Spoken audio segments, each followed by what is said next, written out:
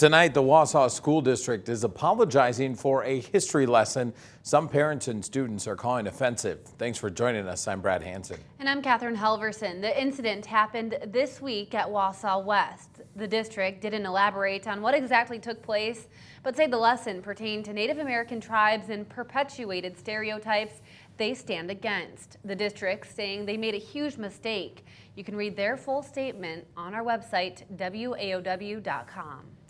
After a Fond du Lac police officer died of COVID-19 complications this week, we checked in on what area police departments are doing to make sure their officers stay safe.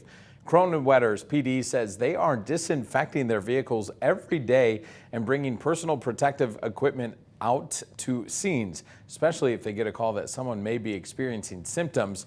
Small police departments such as Cronin-Wetters, which only has 6 officers on patrol, say they are constantly working to keep everyone safe. The second you think you got this beat, something else comes and there's another curveball and you just have to deal with it. So yeah, I do see that we're not out of the woods, like I said, and I think we're going to be dealing with this and having to be using those precautions for some time. Cronin-Wetters PD says if their officers come into close contact with someone experiencing symptoms, they must get tested immediately and are quarantined until medically cleared. New at 10, schools without mask mandates are more likely to have COVID-19 outbreaks. CDC researchers studying Arizona schools found from mid-July through August, there were 191 COVID outbreaks. Those with no masking requirements had 59% of the outbreaks, compared to 8% in schools with a mask mandate.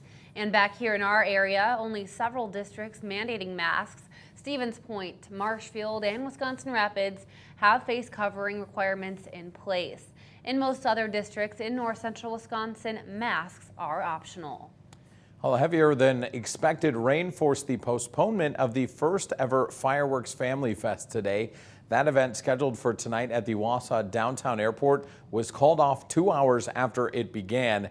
Now it's been pushed to tomorrow night. The fireworks, beer tent, many of the food vendors, and some kids' activities will be back. The event tomorrow runs from 6 to 10 p.m. In Jackson, it was definitely heavier, I think, than anyone thought. Kind of miserable out there for a little while tonight. Yeah, the weather models were forecasting for about a 1/10 to a 20th of an inch, and we ended up getting near 1/2 of an inch of rainfall, so it was fairly gloomy out there, but it did make for a nice scene in some spots. You can see the nice double rainbow here, as we saw in Marshfield, sent in by Wayne. Another beautiful sunset sent in out in Kennan. Look at those pink skies, and that really only happens after the conditions that we saw like tonight. Now, as we take a look at our rainfall today, you can see just how widespread it was and how scattered it was as well. Phillips only not even a 1/10 of an inch of rain, and we saw barely a 15th or 14th of an inch in Medford, but here in Wausau, almost 1/2 an inch, as well as Rhinelander definitely was a soaker in certain spots. The fall color report also lighting up a little bit more than expected. And we're going to be seeing those colors start to change as we move further into the fall season. Satellite and radar picture shows showers pushing off. Current temperatures much cooler. We are expecting temperatures tonight in the 40s, otherwise becoming partly cloudy, turning a bit breezy for tomorrow. It's going to be a cooler one as well. We've got that full forecast coming up in about 15 minutes. All right, thank you, Jackson. Well, the Texas border town where thousands of Haitian migrants gathered is now empty. Shocking before and after images tonight.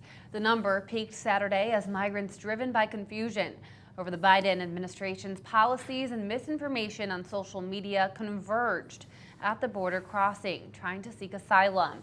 Many face expulsion to their home country. Well, the U.S. House passes a measure to preserve a woman's right to abortion nationwide. The vote nearly along party lines. The Women's Health Protection Act allows abortion after fetal viability if the patient's health is at risk. Democrats put the bill forward in the wake of a controversial Texas law banning abortions after 6 weeks. It now goes to the Senate, where it is unlikely to pass. Meanwhile, the governor of Texas signs another abortion-related bill into law. The measure restricts mail-order abortion drugs in the state. It also mandates doctors comply with reporting requirements. The time a pregnant woman can get abortion drugs is cut back from the current 10 weeks to just 7.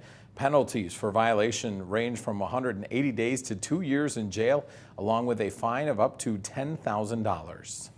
State Senator Patrick Testin has filed paperwork to run for lieutenant governor. Testin, a Republican, submitted that paperwork earlier today. He's currently the state senator for the Stevens Point area. Current Democratic Lieutenant Governor Mandela Barnes is running for U.S. Senate, hoping to replace Republican Ron Johnson. Teston is expected to make a formal announcement on Sunday. Well, residents of Four Seasons Mobile Home Park in Stevens Point will get to keep their water for at least a few more days. Mayor Mike Wiesa tells us the city will not make a water disconnect until at least Monday, but also that they're trying to work with the park owners. The issue stems from allegedly unpaid water utility bills on site. Residents say that's their landlord's responsibility. The Stevens Point Animal Hospital has announced it will be closing for good next week. In a post on Facebook, the vet center says they will be merging with the Community Animal Hospital, which is also in Point, starting Friday, October 1st. They say everyone who has an upcoming appointment will instead have that honored at Community. We have been told most employees will be transferring over as well. Well, a deer with a candy bucket stuck on its head is now free. The deer had been spotted in the Minocqua area from the Arbor Vita Airport to Coolish Road. Both the DNR and local law enforcement agencies were on the lookout for it for most of the day. They say that green candy bucket was found in a nearby resident's yard with deer hair inside of it. And that means, Catherine, as we get ready for Halloween, someone has a new candy bucket. You know, at least the deer wasn't in the Halloween spirit, but now that kid who found